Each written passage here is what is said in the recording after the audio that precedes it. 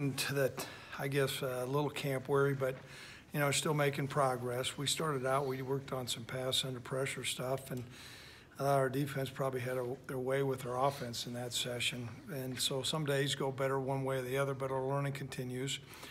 Like I said, we're a little camp weary right now, but we had that planned, and we'll start to back off as we, get ourselves ready to go into full game week mode. But no significant injuries today, and it was great to see some of our younger offensive linemen get some repetition, so that's positive, and also some of our younger secondary guys. When the depth chart came out yesterday, were there any surprises to you, good, bad, or indifferent, about who was on the two deep, whether they were starters or even backups or anything? Well, we had a pretty good idea, and a lot of that spring ball. I think Titus Swain has really been a surprise for us, a pleasant surprise.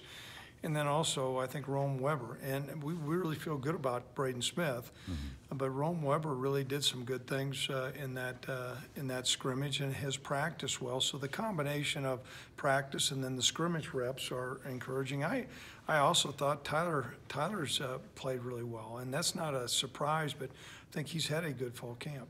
About Rome, what do you like about, even though he's young? Is it athleticism, speed? What do you really particularly Here's like? The thing: when we recruited him, he was a heavily recruited guy. That doesn't always translate into being a good player, but he was athletic. He could run. He could change directions.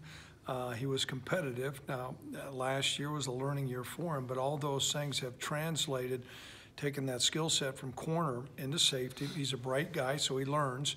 And the thing that did surprise me was his tackling ability. I think he's got really good ability to tackle, and the other thing we like is his ball skills. So our Titus and Trey are listed as or behind Xavier. Could Titus be the first running back off the bench?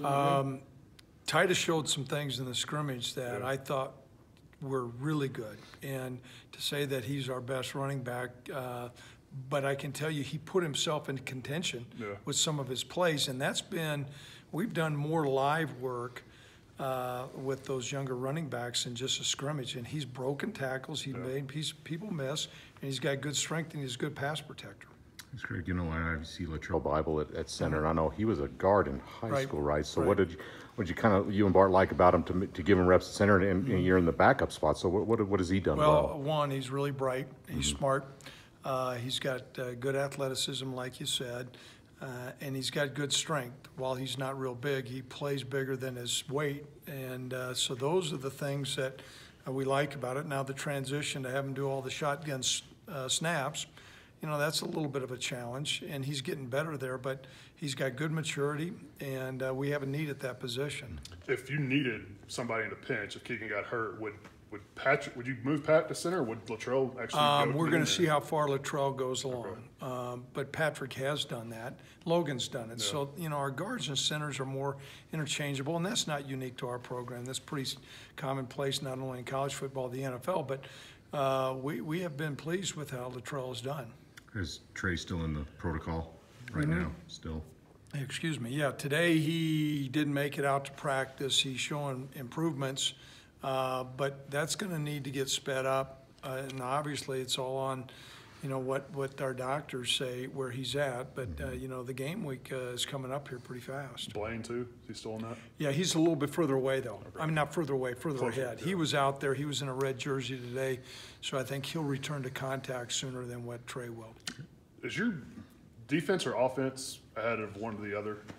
For the most part at this point? They're pretty balanced this year. Last year at this time, I felt like our defense was way ahead, and a lot of that had to do with our experience. This is a new year. There's some times that our offense comes out and, we're young at certain places on defense. We're more experienced on offense. Certainly the play of the quarterback, both those two guys that I mentioned earlier, Sean and Tyler, have played. So that's kind of an ebb and flow, which really makes fall camp a little bit more competitive.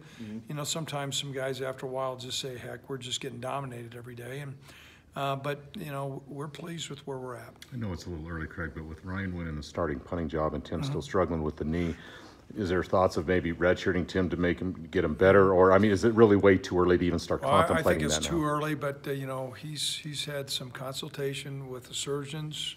We've worked with our trainers and strength and conditioning, so it's more so than his knee. It's strengthening the other leg to make sure he's got good strength there. Caleb, what word did you get on him? Caleb Roberson. He'll be out for 8 to 9 weeks. So he's it's a non-surgical knee injury, but it does take time. So he's in a brace that's locked it down. So, I have a hard time seeing him really being playing this year. However, the rule makes a really big difference. You're going to see more freshmen that are going to be integrated because you have 4 games. At what point will you actually start game prep for Missouri full on? Well, I'm going to hold off on that because my friend, if Barry tells me what he's doing, I'll tell him what we're doing. You can pick him up, ask him, okay? Thanks.